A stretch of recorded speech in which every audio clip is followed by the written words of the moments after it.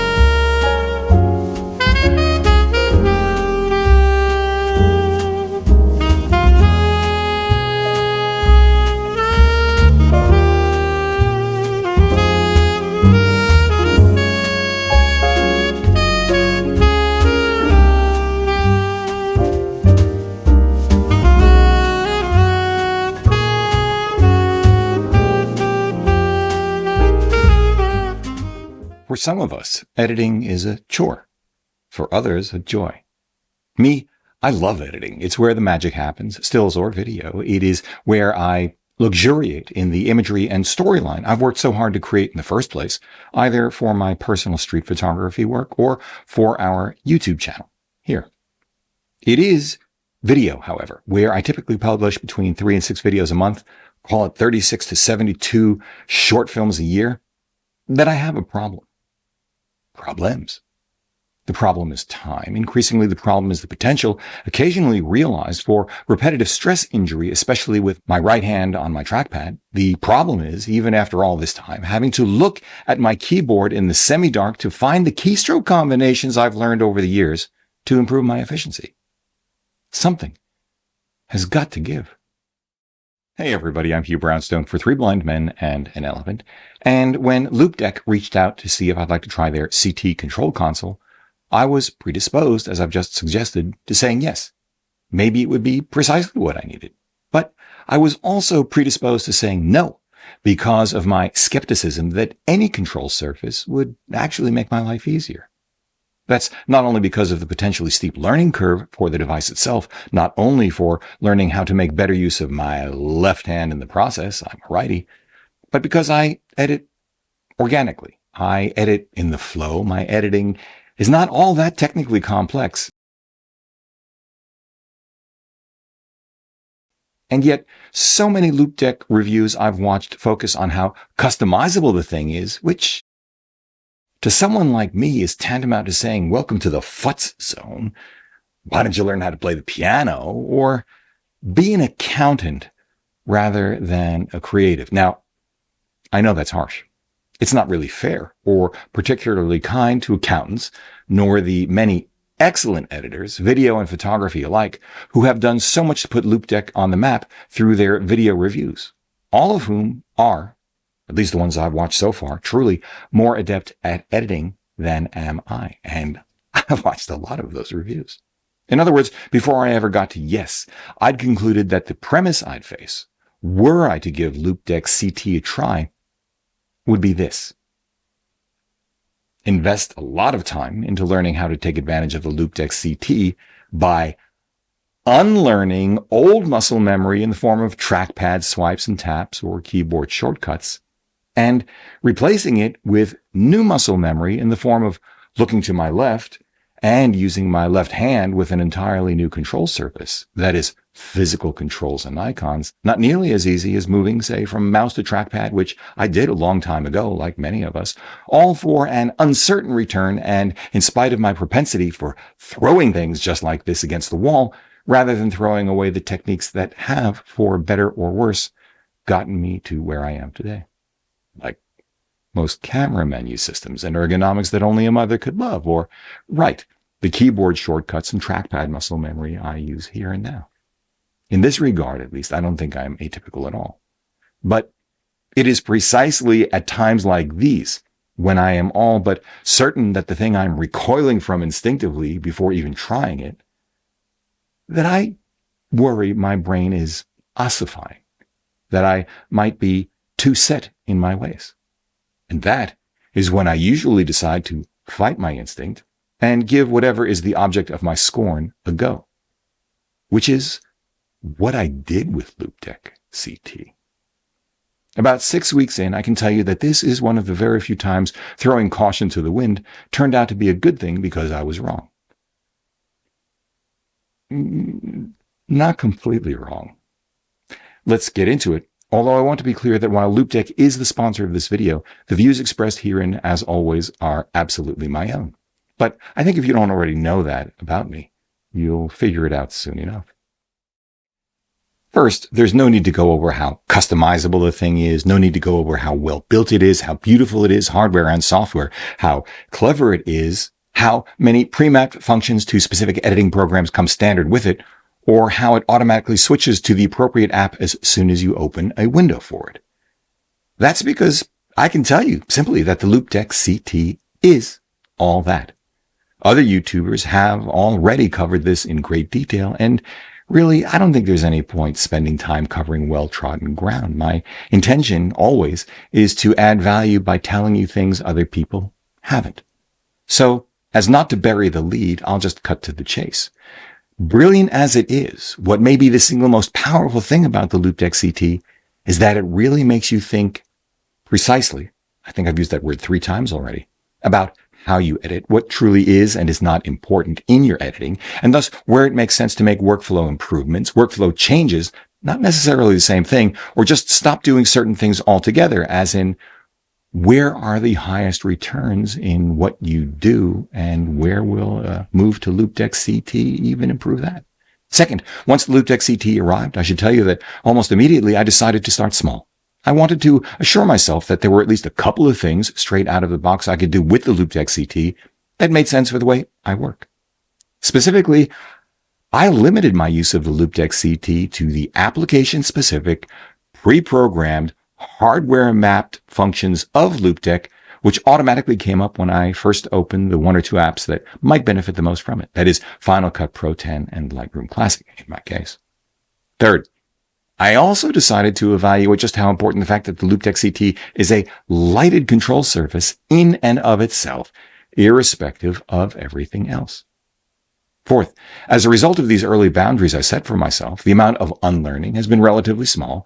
And fifth, the benefit during this proof of concept dating period, if you will, before I go any deeper, has been clear. I now use it every time I edit, specifically in Final Cut Pro.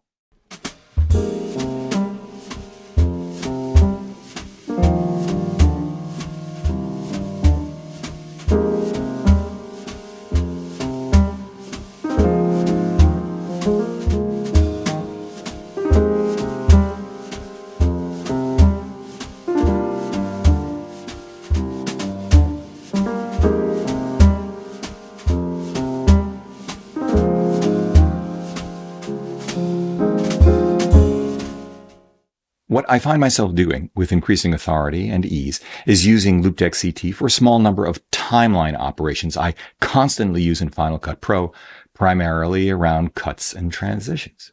Hey, you have to learn to play chopsticks before Chopin. Easier on my left wrist and easier to see. I simply make fewer mistakes as I edit my way out of flubbed lines and or unexpected noise like leaf blowers. I also came to really appreciate, and I had not thought about this at the outset, the precision, there you go again, the Loupedeck CT offers, particularly in my case, the out-of-the-box 1-frame, 10-frame granularity for the super precise editing I require for those flub lines, that noise, and for selecting the exact freeze frames I need when working with the Ken Burns effect. It comports beautifully with my Walter Murch blink of an eye cuts, which I then blend using Final Cut Pro's flow transition to make it seem that I do an entire long-form video in a single take. Heads up, I do not. Although I dabbled with the Loupedeck CT for color grading, I confess that because I control all of my lighting for these Batcave talking head videos with accompanying whack-a-mole or Bat Studio B-roll, and because these are YouTube videos, mostly of my big head taking up what many might argue is too much screen real estate, there is a point to be made there. that I find very little need for anything other than the tiniest of color grading or exposure adjustments. It is also the case that when I do make these kinds of adjustments, I generally do it just once, using perhaps only a second's worth of a clip so that it renders very quickly, and then paste those attributes to rest of the entire clip before I start cutting. And although I said that I do not record these videos in a single take, I generally do record them in a single clip. I don't yet use, I haven't even yet looked at it, how to use Loupedeck CT to obviate the need to trackpad my way around the Final Cut Pro window to get the same 2 or 3 fonts I always use for titles, but I look forward to that. I haven't yet looked at how to use Loupedeck CT to obviate the need to trackpad my way around the window to use the same 2 transitions I use virtually 100% of the time, flow and cross dissolve, the existence of a transitions button notwithstanding. I look forward to that too. And I haven't even begun to think about how I might create new categories of workflow hacks. I mean, it's just not my jam. But none of this really is because I'm lazy or it's not my jam, but because, as I've just implied, I can get done what I need to get done in the time I allot myself to doing it alte Schule, old school, and generally have neither the time nor inclination to spend hours on new ways of editing when I'm not. I find the real time suck for my video editing, and I love it, I have to say, is the conversation I have with myself as both the on-screen presence and as an audience of one, and the time I sometimes take away from the screen to simply think about what I'm seeing with the benefit of temporal distance. For me, editing is not a linear process so much as an iterative process. No tool is going to help me with that, I think. Although it would be great if Loupedeck offered a pay-per-instance Loupedeck Genius service so that people like me could just call up, share a screen or a use case, and have that expert talk and walk them through how to set up that workflow hack on the Loupedeck CT in real time. I would pay for that. I also took a quick look at Loupedeck for photo editing with Lightroom Classic and Lightroom Creative Cloud, but A, it doesn't come pre-programmed for Lightroom CC, which is in fact where I do most of my photo editing. B, I am sufficiently efficient with my photography editing that I don't see a compelling need to improve upon that efficiency. The fact of the matter is I curate the heck out of my images, so I only have a few ever to work with at one time, and I let each image tell me what it needs. The exposures are not always the same. The distribution of tonality is not always the same, so presets don't really mean that much to me. And C, the one thing I had hoped the Loupedeck CT could help me with, precise, repeatable 1% magnification increments or decrements for comparing 2 different test images at very high magnification. Well, it doesn't work as well as Classic works on its own using the trackpad and the software slider. I can roll my index finger ever so slightly left to right on the trackpad to get not particularly repeatable increments, but of just 20 to 40% on high magnification. But using one of the 6 buttons on the Loupedeck CT to do that, I'm gated to a doubling with an incremental 1 click beyond 400% to just 800% to 1600%. Oh well.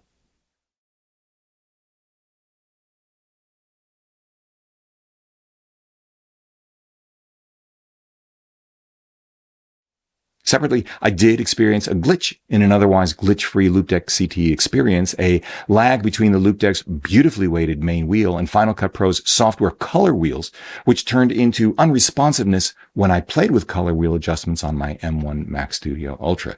At first, I assumed that it was just the Mac finishing up rendering before I could see the real-time effects of my changes, but I saw there was no such lag when I switched back to my trackpad. The problem disappeared. For now, this is of no importance to me, but it might be quite important to you. All of which leaves us where precisely? What does all of this mean for you? Let me wrap it up this way. As I said at the outset, yes, the Loupedeck CT is what so many reviewers have said about it already. A functional, extraordinarily powerful, and customizable addition to one's edit bay. I will add that it is truly a thing of beauty, beautifully conceived and executed all the way through to the tactility of every one of its controls. Although Clearly, as I've just articulated, I did come across a couple of areas where there's room for improvement. I have made it part of my edit bay and will continue to use it, but for now, only for direct button actions in place of a handful of the 114 Final Cut Pro keyboard shortcuts, because yes, I counted them, and its visibility in the dark. Put differently, I am under no illusion that I will ever become a Loupedeck master, happy enough with the small immediate wins for which my left wrist and both eyes thank me. And that's just fine. I perceive my value to come less from the technical and repetitive aspects of what I do than the thinking and feeling behind what I do. I think this kind of analysis, clarity about one's value proposition, detailed needs and return on investment of money and time, is the heart of the matter for anyone contemplating the $560 purchase price of the Loupedeck CT. Because with the company's tagline of personalized workflow for creative masters, you have to ask yourself, don't you, what kind of creative master am I? How much personalization do I really need? Hey, am I a master at all? Will I ever become a master? A master precisely of what? Editing quickly? Editing for narrative and emotion? Both? What is the right balance? For me, one has to ask, between structured workflow and what? Instinct, intuition, creative flow? Am I, one has to ask oneself, master of volume, repetition? And then, how much time am I willing to invest in the learning and unlearning of muscle memory contemplated at the beginning of this video? What trade-offs am I subjecting myself to when I choose hardware over software as the answer to my user experience woes? What will the next release of the software look like? In a way, maybe it all comes down to this. Is jazz improv your kind of editing style, or are you more of a classical concert pianist? Which sounds a lot nicer than chopsticks or Chopin, but you get the point. If I were a high-volume wedding shooter with a workflow predicated on integrating and transforming so many clips, so many individual photos that differ only in the blink of an eye into a cohesive whole, or a full-time dedicated video or stills editor with a workflow predicated on bringing the most sophisticated color grading and effects to the table day in, day out, week after week, I suspect the value of workflow rationalization, workflow economies, and a purpose-built input device with that kind of customizability would be much more obvious and worth the price and whatever initial learning curve pain one might endure. In these instances, I think the Loupedeck CT should be at or near the top of your list. Still, I'm none of those things, so what do I know? Although a real-time online Loupedeck Genius Bar, maybe an online real-time boot camp for different levels of users. I don't wonder about that. I think either would be marvelous, but what do you think? If you like what you've seen here today, please give a thumbs up, subscribe to the channel, join the conversation in the comments section below because this is an exceptional audience. If you'd like help with a portfolio review, gear selection, finding or honing your artistic voice, sign up for a one-on-one mentoring video call via Zoom at 3bmep.com/booking. Finally, please consider supporting our work by using the no-cost-to-you affiliate links down below, sending us coffee money via PayPal, or most especially, joining us on Patreon, links down below as well. However you choose to support us, as always,